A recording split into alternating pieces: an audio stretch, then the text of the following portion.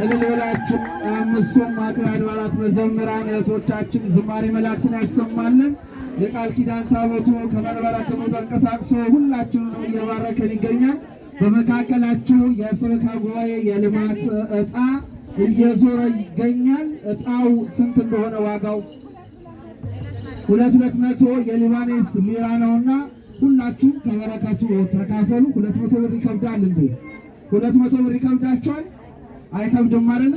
ስለዚህ የመጣ ሰው ሁሉ 200 የሊባኖስ ሊራ ዕጣውን እየገዛ ከበረከቱ ተካፋይ እንዲሆን ለማለት ነው። እኔ ግን በአይኔ ስፈልግ ዕጣው የለም። ዕጣውን የምታዞሩ አስተባባሪዎች በርከት አድርጋችሁ ከፋፍላችሁ ዕጣውን በምዕመናን በኩል እያዞራችሁ ከበረከቱ እንዲካፈሉ ለማሳሰብ እወዳለሁ። ከዚህ በመቀጠል የቤዛ ብዙኃን ሰንበት ትምህርት